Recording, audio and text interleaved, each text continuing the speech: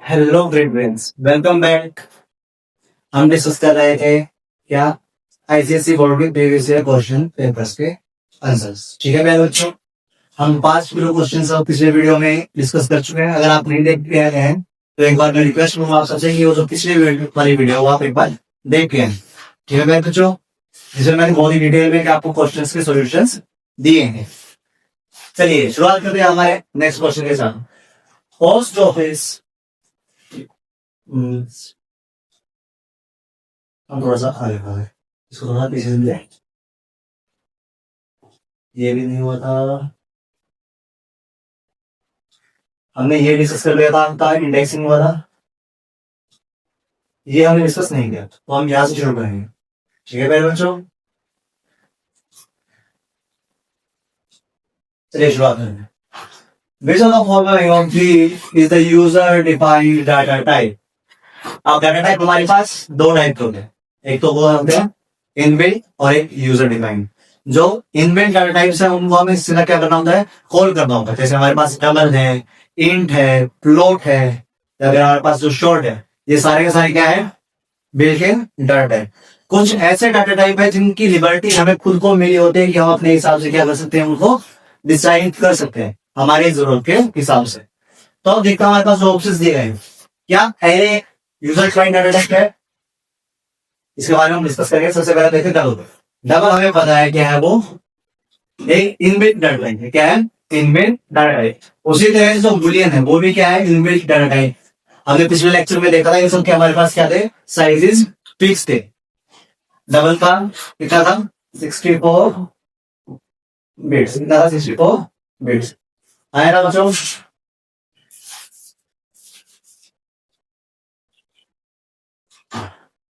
इसी तरह से बुलियन का क्या था, 1 बिट। ठीक है, ये मैं थोड़ा आपको रिवाइज कराऊं पिछले वाला। इसके अलावा जो क्लास है, क्लास हम सभी बच्चे जानते हैं, हम अपने अकॉर्डिंग ही डिस्क्राइब करते हैं। क्या करते हैं, हम अपने अकॉर्डिंग ही डिस्क्राइब करते हैं। उसी तरह से जो ये एरे है, ये जो एरे है ये क्या होता है, इसको हम कुछ भी बना सकते हैं। डबल टाइप का हम एरे बना सकते हैं, इंटीजर टाइप का हम क्या सकते हैं, एरे बना सकते हैं। तो ये क्या हम खुद डिफाइन कर रहे हैं, हम क्या करें, खुद डिफाइन कर रहे हैं। इसी कारण से जो है हमारे पास जो यहाँ पे आंसर रहेगा वो क्या रहेगा, 3 वाला। तो पता ही क्या है, ये एक यूजर डिफाइंड डाटा टाइप है। अक्सर जो बच्चे हैं वो कंफ्यूज किसमें होते हैं, एरे के अंदर, कि सर एरे तो हमारे पास प्री डिफाइंड होता है, लेकिन जो एरे है वो क्या, डिराइव्ड डाटा टाइप। क्या है, डिराइव्ड डाटा टाइप। जिस कारण से इस क्वेश्चन के अकॉर्डिंग उन्हें क्या किया गया है, यूजर डिफाइंड डाटा टाइप के अंदर डिक्लेयर कर दिया है। तो इससे हमें क्या पता चलना है कि हमारे पास जो आंसर है वो क्या है, एरे और क्लास, ये दोनों क्या है, यूजर डिफाइंड डाटा टाइप। आप एक बार दोबारा से बोलना, बताओ यूजर डिफाइंड डाटा टाइप कौन से डाटा टाइप है, जो हम अपने कन्वीनियंस के हिसाब से डिक्लेयर करते हैं। ठीक है प्यारे बच्चों, और आप अपने हिसाब से क्या डिजाइन करते हैं। और ऐसे जो हमारे पास प्री डिफाइंड होते हैं उनको हम क्या बोलते हैं, प्रिमिटिव डाटा टाइप या फिर डिराइव्ड डाटा टाइप। ठीक है प्यारे बच्चों, चलिए अगला क्वेश्चन देखते हैं। सेलेक्ट द इनफिनिट लो। अब हम यहाँ पे एक अलग सा कंसेप्ट पढ़ने वाले हैं, जिसका नाम है हमारा क्या, इटरेशन स्टेटमेंट का जो सबसे इंपॉर्टेंट होता है वो क्या होता है, लूप, एल डबल ओ पे। अब इसमें होता है क्या, अक्सर आपके साथ भी ऐसा हुआ होगा कि आपके टीचर्स आपको बोल देते हैं क्या, कि आपको यही काम जो है वो 20 बार करके आए, 10 बार करके आए, अगर आपको पनिशमेंट दे रहा है कभी कोई टीचर तो जब चीजें हम बार बार रिपीट कर रहे होंगे, क्या करें हम, बार बार रिपीट करें। या फिर एक और एग्जाम्पल ले सकते हैं आप, असेंबली के दौरान आप एक्सरसाइज करते हो, पीटी करते हो, मार्च पास्ट करते हो, उसमें क्या कर रहे हो, आप अपना एक्शन बार बार रिपीट कर रहे होंगे। तो कंप्यूटर की भाषा में जब हमें अपना एक्शन क्या है, बार बार रिपीट करना है, तो उसके लिए हम इस्तेमाल करते हैं लूप्स का। इसका इस्तेमाल करते हैं लूप्स का। अब लूप को हम 3 चीजें देते हैं, क्या देते हैं हम, 3 चीजें अलग अलग देते हैं। अब सबसे पहला यहाँ पे देख पा रहे हैं, ये क्या है, इनिशियलाइजेशन। क्या है, इनिशियलाइज, ठीक है, इनिशियलाइज मतलब हम क्या बता रहे हैं, लूप को बता रहे हैं कि जो स्टार्टिंग पोजीशन है वो क्या है। जैसे एक रेस की स्टार्टिंग पोजीशन होती है ना, तो ये मान के चलिए ये रेस के लिए क्या है, स्टार्टिंग पोजीशन। ये क्या हमारे पास, ये है टर्मिनेटिंग कंडीशन। क्या है, टर्मिनेटिंग कंडीशन।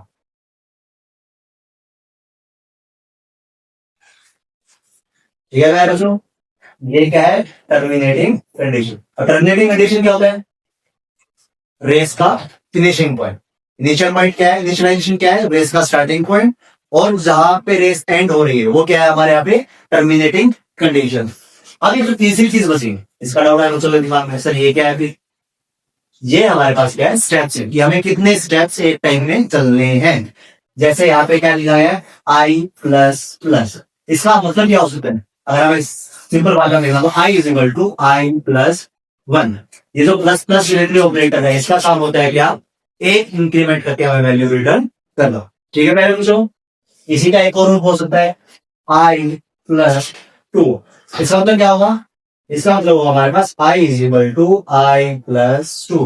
मतलब एक बारी में हम क्या करेंगे? दो स्टेप आगे चल पड़े। यहाँ पे क्या कर रहे हैं? एक बारी में सिर्फ एक स्टेप आगे चल रहे हैं। यहाँ पे एक बारी में दो स्टेप। इसी तरह से यहाँ पे अगर 3 हो 4 हो 5 हो तो हम उतने ही स्टेप्स के आगे बढ़ रहे होंगे। ठीक है पहले बच्चों, आई होप आपको समझ में आ रहा है। लूप का कंसेप्ट क्या है? जब भी हमें किसी चीज को बार बार रिपीट करना है तो उसके लिए हम क्या करते हैं? लूप का इस्तेमाल करते हैं। लूप में हमारे पास क्या होता है? एक स्टार्टिंग पॉइंट होता है और एक एंडिंग पॉइंट होता है।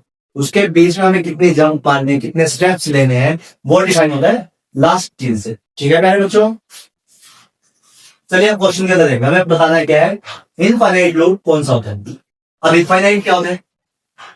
इनफाइनाइट मतलब लूप की भाषा में अगर हम बोले तो ऐसे लूप्स जो कभी क्या है? टर्मिनेट ना हो, जो उनकी टर्मिनेटिंग कंडीशन हो क्या हमेशा ट्रू ही रहे। ठीक है, चलिए हम देखते हैं करके कौन सा जो लूप है वो इनफाइनाइट लूप है। यहाँ पे स्टार्टिंग पॉइंट क्या है? 1 और स्टेप्स क्या है? एक टाइम पे ऐड करना। एक ऐड किया तो 2 3 4 5 6 7 8 9 और 10। 10 तक तो ये सारा चीज ठीक है। हमारे पास टर्मिनेटिंग क्या आ गई? कंडीशन आ गया है क्या? आई जो लेस देन है और इक्वल टू है किसके? 10 के। तो यहाँ पे तो इसमें चलेंगी, लेकिन जैसे ही जो आई की वैल्यू क्या है? 11 होगी। क्या होगी? 11। तो ये जो टर्मिनेटिंग कंडीशन है एक्टिव होगी। क्या होगी? ये एक्टिव होगी। और ये एक्टिव होगी हमें बता देगी क्या? कि हमें लूप से अब बाहर जाना है। तो इसमें तो हमारे पास क्या है? एंडिंग पॉइंट है आएगा और एक लूप जो है वो बंद भी हो जाएगा। लेकिन तो हम इसे क्या बोल सकते हैं? इनफाइनाइट लूप बोल सकते हैं? नहीं बोल सकते? इसको हम इनफाइनाइट लूप नहीं बोल सकते। ठीक है, चलिए अब बाकी बचे लूप को डिस्कस करते हैं एक बार। अब बात आती है इसकी, अब हम इस तीसरे वाले को देखेंगे। आपके लिए मैं थोड़ा सा ब्लू इस्तेमाल करता हूँ। ठीक है, अब देखिए यहाँ पे इनिशियल पॉइंट क्या है? 5। टर्मिनेटिंग कंडीशन क्या है? लेस देन और इक्वल टू 5। और यहाँ पे क्या है? 5 प्लस। अब स्टार्टिंग की हमने किससे? 5 से। और आई की वैल्यू जो है जब तक क्या है? 5 से बराबर है या फिर 5 से कम है तब तक ये लूप चलेगा। ठीक है, मतलब इसका जो भी स्टेटमेंट ब्लॉक हमने दिया है वो क्या करेगा? एग्जीक्यूट करेगा जब तक कि क्या है? कंडीशन ट्रू रहेगी। अब जैसे ही 5 के बाद हम किस पे आएंगे? 6 पे आएंगे। किस पे आएंगे? 6 पे। तो जो 6 की वैल्यू है वो क्या है? 5 से बड़ी है। क्या है? 5 से बड़ी। तो ये भी हमें क्या है? 5 को रिटर्न कर सकता है आगे वैल्यू आएगा और उसके बाद ये आगे एग्जीक्यूट नहीं होगा। तो इसे भी आप क्या टर्मिनेटिंग लूप बोल सकते हैं, लेकिन इनफाइनाइट लूप नहीं बोल सकते। अगले की बात करते हैं। इन आई इक्वल टू 1, आई जो है ग्रेटर देन और equal to 1, I minus mine. इसमें भी सेम कंडीशन रहेगी। आई स्टार्टिंग में क्या है? 1।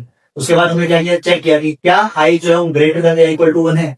देखते हैं, आया तो 1 है, वो 1 से बराबर है, 1 से बड़ा नहीं है। तो उसके बाद हम दूसरी कंडीशन क्या करेंगे? अगला स्टेप क्या होगा? Minus minus. तो 1 में से जब 1 माइनस कर दे तो हमारे पास क्या आएगा? 0। क्या आएगा? 0। अब तो 0 है, वो क्या 1 से बड़ा है या बराबर है?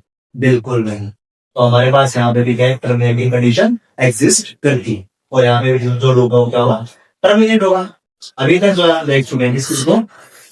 पहले वाले को, तीसरे वाले को, चौथे वाले। ठीक है पहले बच्चों, अब बात करते हैं सेकंड वाले की। ठीक है, देखिए सेकंड वाले में जो स्टार्टिंग कंडीशन वो क्या है? 2। क्या है? 2। ठीक है, अब इस 2 के बाद यहाँ पे लिखा गया है, देखिए ये जो सिंबल होता है ये कितने होता है?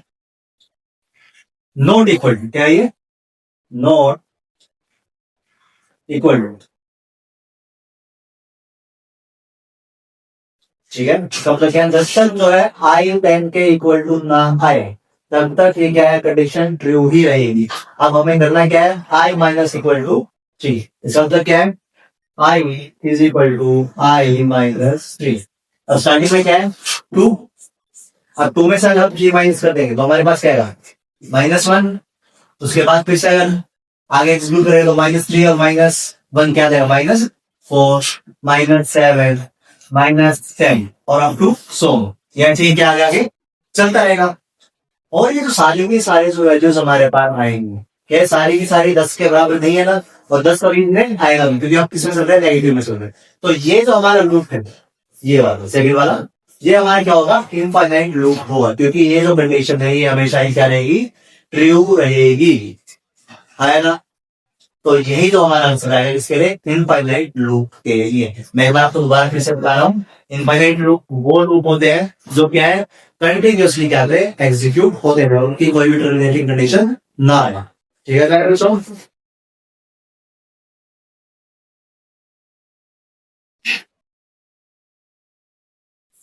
अब अगर आपका कोई डाउट हो तो आप मुझसे पूछ सकते हैं, आपको थोड़ा सा टाइम दे रहा हूँ।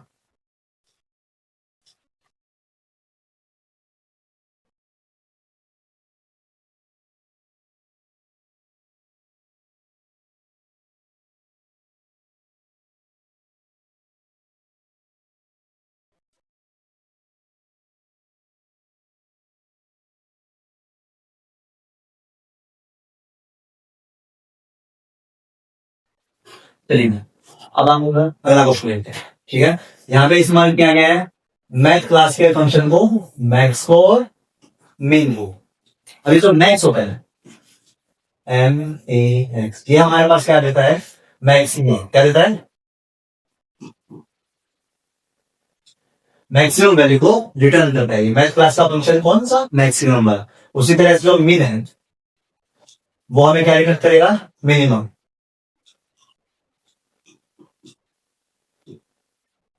मतलब ये सबसे छोटा है हमारे पास आउटपुट देगा, और ये हमारे पास सबसे बड़े वाला आउटपुट देगा। ठीक है प्यारे बच्चों, अब हम क्वेश्चन करता हूं। देखिए सबसे पहले जो इनसाइड वाला होता है वो एग्जीक्यूट होता है।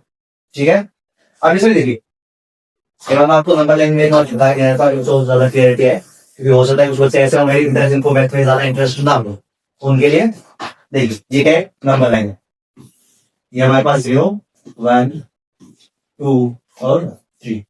यहाँ पे आया क्या, -1, -2, -3, -4, -5। अभी तक हम -5 ठीक है। अब देखिए जैसे हम नंबर लाइन के लेफ्ट साइड में जाते हैं, कौन साइड में, लेफ्ट साइड, तो वैल्यूज क्या होती है, डिक्रीज करती है। और जब हम क्या करते हैं, राइट साइड में जाते हैं, तो वैल्यू क्या होती है, इंक्रीज होती है। राइट साइड में क्या होगी, इंक्रीज, और लेफ्ट साइड में क्या होगी, डिक्रीज। ठीक है, अब देखिए पहले बच्चों, -4 और -5, इन दोनों में से जो मिनिमम है वो क्या होगा। मैंने आपको बताया कि हम लेफ्ट साइड में जाते हैं तो हमारी क्या होती है, वैल्यू डिक्रीज होती है। तो इनमें से जो -5 है क्या वो मिनिमम रहेगा, बिल्कुल रहेगा। ठीक है, तो ये वाला जो फंक्शन है, ये वाला, इसका हमारे पास आंसर आ जाएगा क्या, -5। ठीक है, अब हमारे पास जो मैक्स फंक्शन है, अब इसके अंदर क्या आर्गुमेंट्स हमारे पास, -7 और -5, क्योंकि हमारे पास इसका रिजल्ट आ क्या, -5 है। अब इन दोनों में से जो मैक्सिमम है वो है, अब माइनस जो यहाँ पे नहीं है 5, यहाँ पे मान लीजिए -6 और फिर -7। अब -5 और -7 में से बड़ा कौन सा है, और वैसी बात है कौन सा, -5। क्यों, क्योंकि ये राइट साइड में आ रहा है नंबर 9 के, कंपेरेटिव टू 7 जो क्या है, नंबर 9 के लेफ्ट साइड में आ रहा है। तो इससे सभी बच्चे मुझे बताइए क्या आंसर होगा इसका, ऑप्शंस में थे। हाँ बिल्कुल सही बात है, ये होगा क्या, हमारे पास आंसर -5 है। क्या होगा, -5। ये क्या है, मैक्सिमम है किसके कंपैरिजन में, -7 के कंपैरिजन में, और ये मिनिमम है किसके कंपैरिजन में, -4 के कंपैरिजन में। अब यहाँ पे मिनिमम फाइंड आउट किया हमने, और यहाँ पे जो यहाँ पे हमने क्या किया, मैक्सिमम फाइंड आउट किया, जो कि हमारे पास आंसर क्या था, -5। क्लियर है बच्चों, आई होप आप दोनों फंक्शंस का मतलब समझ गए। मैक्सिमम यानी जो दो आर्ग्यूमेंट्स है उनमें से जो सबसे ज्यादा बड़ा है उसकी वैल्यू रिटर्न करेगा, और जो मैक्स मिनिमम है वो क्या करेगा, जो आर्ग्यूमेंट सबसे छोटा है उसकी वैल्यू क्या करेगा, रिटर्न कर देगा। ठीक है प्यारे बच्चों, चलिए अगला क्वेश्चन है, ये आ गया हमारा क्वेश्चन कॉलिंग टीम। इसके लिए ऑब्जेक्ट क्रिएशन जब हम करते हैं ना, किसी क्लास में ऑब्जेक्ट क्रिएट करते हैं। देखिए अब यहाँ पे मैं आपको पहले एक बात बताना चाहूंगा कि ये जो गेम है ये क्या है, क्लास का नाम। क्या है, क्लास का नाम, जिसका हमें क्या करना, ऑब्जेक्ट क्रिएट करना। और ये जो क्रिकेट है ये क्या है, ऑब्जेक्ट का नाम जो हमने क्रिएट किया है। कौन सी क्लास का, गेम क्लास का। और ये जो न्यू कीवर्ड है ये किसके लिए इस्तेमाल होता है, टू जनरेट न्यू ऑब्जेक्ट। और इसके साथ हमारे पास क्या है, क्लास का नाम, जिस भी क्लास का हमें क्या करना, ऑब्जेक्ट क्रिएट करना है। यहाँ पे हमें किसका क्रिएट करना है, गेम क्लास का नाम क्या है, क्रिकेट। जो क्रिकेट है एक तरह का गेम ही का नाम है। हाँ ना बच्चों, तो जो क्रिकेट है वो कौन सी क्लास का नाम है, गेम क्लास का। ठीक है, और इसको आपको और अच्छे ढंग से समझना हो तो आप क्रिकेट कब खेलते हो, स्कूल के दौरान जब आपका गेम पीरियड होता है या फिर पीटी पीरियड होता है। तो उसी तरह से जो गेम पीरियड है उसका ऑब्जेक्ट है, उसके अंदर हम क्या क्या खेल सकते हैं, क्रिकेट खेल सकते हैं, फुटबॉल खेल सकते हैं। तो ये सारे के सारे क्या रहेंगे, पार्ट्स रहेंगे किसका, गेम क्लास का। ठीक है, चलिए अब एक करके इनको डिस्कस करते हैं जो हमारे पास ऑप्शन दिए गए। Game is an object for class, cricket class. क्या बात सच है? अगर बच्चों ये भी नहीं पता कि सर हमें तो क्लास लगा सर क्रिकेट क्लास है या गेम क्लास है, तो आप सभी बच्चों को एक बात पता है क्या, कि जो क्लास होता है उसका जो फर्स्ट लेटर होता है वो हमेशा बड़ा होता है। तो क्या क्रिकेट एक क्लास है, कैसा एक पैरा से बड़ा है? बिल्कुल नहीं, ये छोटा है। तो ये क्या हमारे पास ऑब्जेक्ट, क्या है ऑब्जेक्ट किसका, गेम क्लास का। तो ये क्या हो जाएगा हमारे पास, रॉन्ग हो जाएगा। अगर देखो new keyword create object game, अब देखिए न्यू क्रिएट जो कीवर्ड हो क्रिएट तो करा ऑब्जेक्ट को, लेकिन यहाँ से जो ऑब्जेक्ट का नाम है वो क्या हो गया, गलत हो गया, क्योंकि ऑब्जेक्ट का नाम क्या है, क्रिकेट। क्या है, क्रिकेट। ठीक है, अगला देखते हैं हम, game game and cricket are object. क्या गेम एक ऑब्जेक्ट है? मैं आपको कई बार बता चुका हूं कि ये जो गेम है वो क्या है, क्लास। क्योंकि इसका जो पहला वर्ड है वो क्या है, कैपिटल। तो क्या ये ठीक होगा? बिल्कुल नहीं होगा। अब बात करते हैं, game is a class and cricket is an object. Starting में आपको ये बताया कि जो क्रिकेट है वो ऑब्जेक्ट है, कौन सी क्लास का, गेम क्लास का। तो यहाँ पे क्या सही हो जाएगा? हाँ बिल्कुल, ये 110% क्या है, सही है कि जो गेम है वो क्लास और जो क्रिकेट हो क्या है, ऑब्जेक्ट है। तो इसमें हमारा जो राइट आंसर हो जाएगा वो हो जाएगा ऑप्शन नंबर 3। ठीक है प्यारे बच्चों,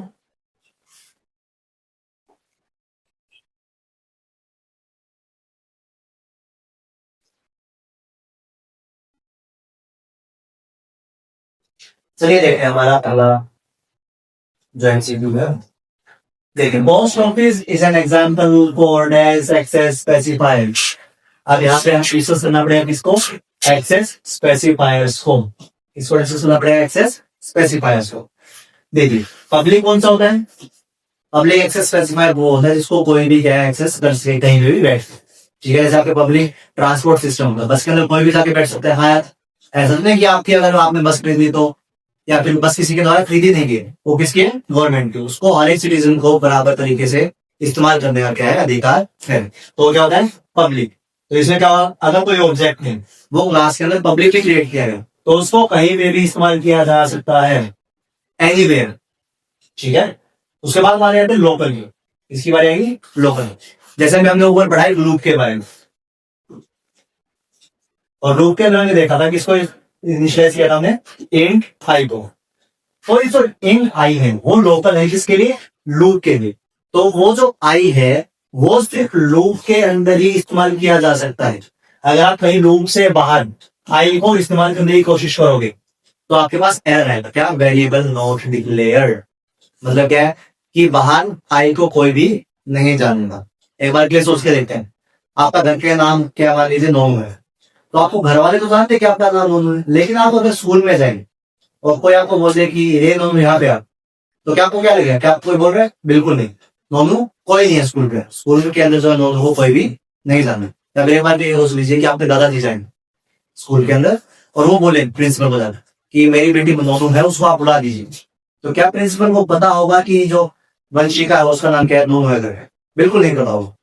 ठीक है, उसके लिए वो चीज क्या है, वंशिका का जो लोकल नाम हो गया है नोनू, उसको सिर्फ हम कहा जाते थे घर के अंदर।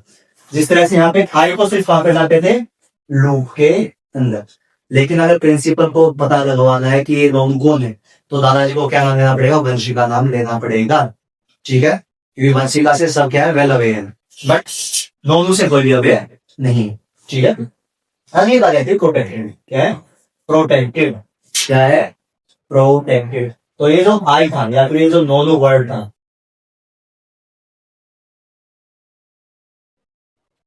नोनू वर्ड था, या फिर एक बार ये मान लेते हैं कि आपका कोई स्पेसिफिक नाम है।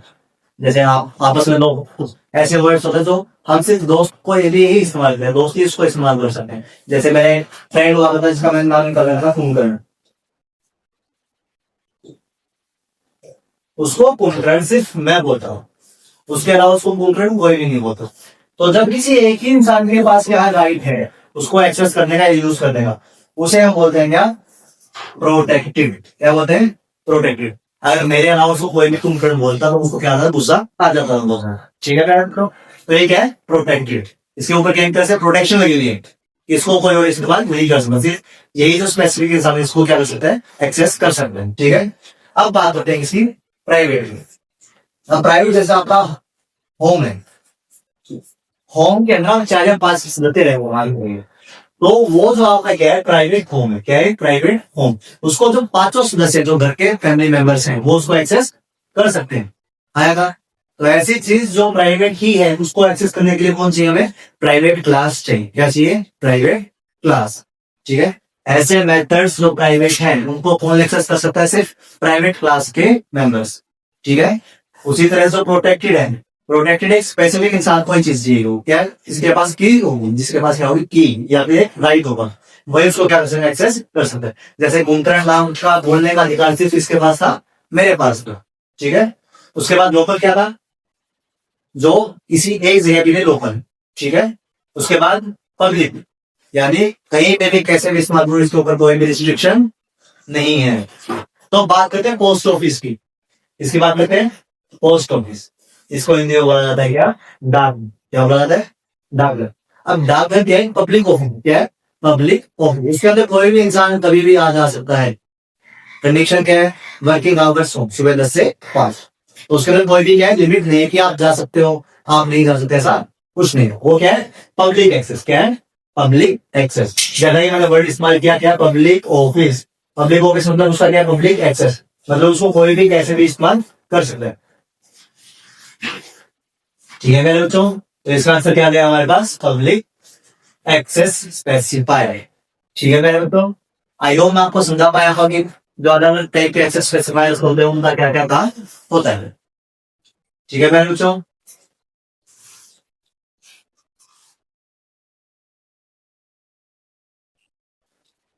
ये हम डिस्कस करेंगे हमारी आने वाली नेक्स्ट वीडियो के अंदर। ठीक है मेरे बच्चों, अगर अभी तक आपको कोई डाउट है तो आप फिर से मैं बोल रहा हूँ क्या, आप कमेंट बॉक्स में मुझसे पूछ सकते हो, और मैं ऑब्वियस सी बात आपका क्या दूंगा, कमेंट बॉक्स में जवाब दूंगा।